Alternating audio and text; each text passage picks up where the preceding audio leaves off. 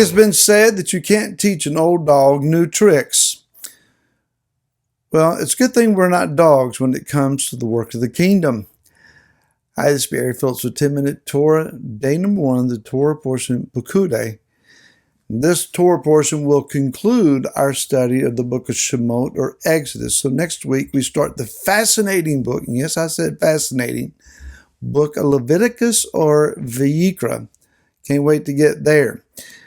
So let's go to the book of Shemot or Exodus chapter number 38 and begin reading with verse number 21. These were the appointments or the accountings of the dwelling place of the witness, which was appointed by the mouth of Moshe for the service of the Levites by the hand of Ithamar, son of Aaron the priest, and Bezalel, son of Uri, son of Hur, of the tribe of Yehudah, made all that Yahweh had commanded Moshe. And with him Oliav, the son of Asamach, of the tribe of Dan, an engraver and designer, an embroiderer in blue and purple and scarlet material and fine linen, all the gold prepared for the work, all the work of the set-apart place, and it was the gold of the wave offering came to be 29 talents and 730 shekels according to the shekel of the set-apart place. And finally, verse 25, and the silver from the ones counted of the congregation was 100 talents and 1,775 shekels according to the shekel of the set-apart place. A lot of numbers here. But that's what we're talking about, is giving an account. There is an interesting idea that is expressed in verse number 25. In that it says, Pekudei Ha'edah. That is, those of the congregation who were taken into account. So we're not just talking about, what did you do with all the gold? What did you do with all the silver? What did you do with all the materials that were brought? You have to give an account of that. Everything that is used for the kingdom has to be taken into account. It has to bear some responsibility and accountability. So when we determine something is to be used for the kingdom, let's say your tithe, for example. You set your tithe apart. You've had some increase. You've determined the amount that needs to be taken out as the tithe. You set it aside. It's not borrowed from and then returned. It's not spent for something other than what it's intended for. You're accountable to that. So once that amount has been determined, you save it back and then you present it where you need to do so as Yahweh directs you. So that all understood, Yah does not take lightly that which we designate or earmark or determine by His word belongs to Him. All the gold, all the silver, all the jewels, all the materials, all the wood, etc., all of that belonged to Yah once it was given. So it wasn't to be used lightly, and there shouldn't have been a lot of waste material. Use it wisely. But here in this 25th verse, it says, Pekudei Ha'edah, those of the congregation who were taken into account. Pekudei normally means that which is taken into account, or these are the accountings of. But it's also an interesting word. It can mean invest with purpose or responsibility. All that says is that that which is designated is important. It's not common any longer. If we look at the spelling of the word Pekudei, it's 3 letters. It is a pei, which looks like the mouth and has the connotation symbolically of speaking. A kuf, again, it's originally a circle with a line through it, and it talks about time, that which is before or behind, that which is already taking place. And then the dalet, which looks like a door. Speak behind the door. Now that's interesting in this respect.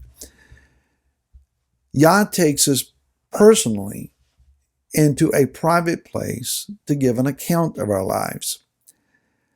There are times that we need to give a public accounting. If we are entrusted with a public good, then the public needs to be aware of what's going on.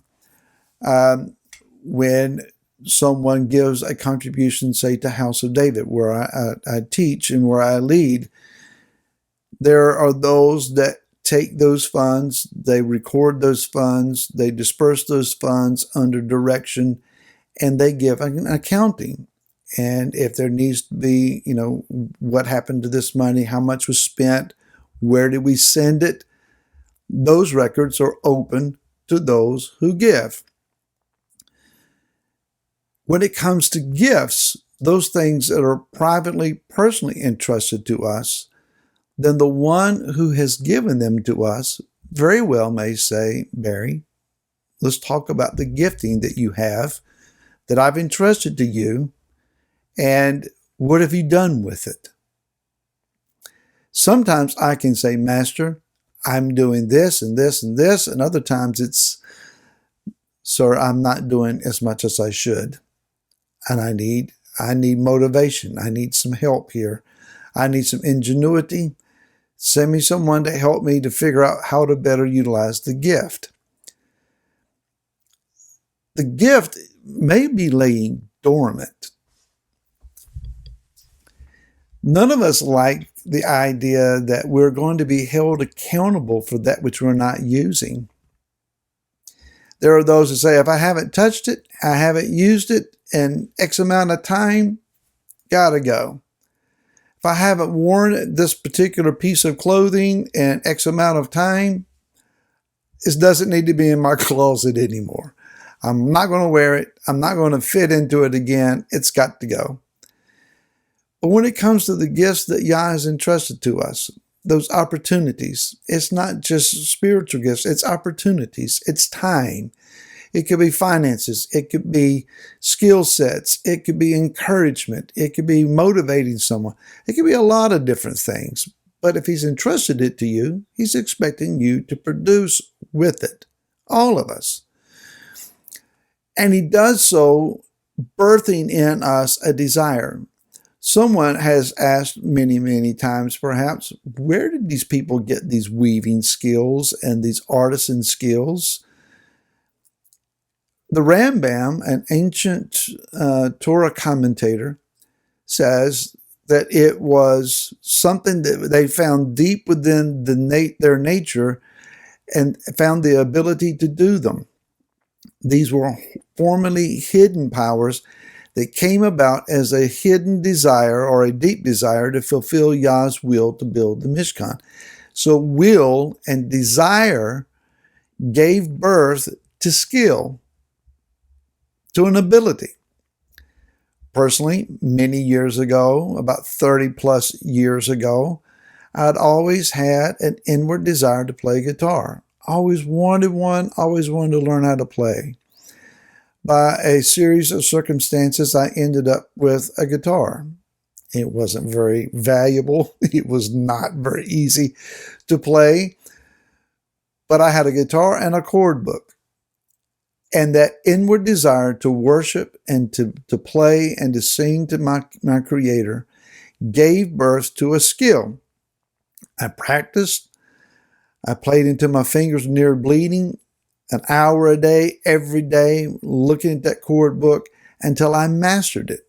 And then I got a bigger chord book. And I began to learn more chords and more progressions and more understanding of what music was about. And I had people to help me to learn rhythm and an understanding of timing. It's not automatic. But the energy that I put into it reflected a desire to see the skill developed. Today, I can play basically what I want. I can write music if I have inspiration to do so, but that's 3 decades of work. Work at it. It could be in there. There's hidden things inside you that Yah may be wanting to bring out if you have a willingness and a desire. but be willing to be held accountable to Him. We'll talk more tomorrow. To then, shalom.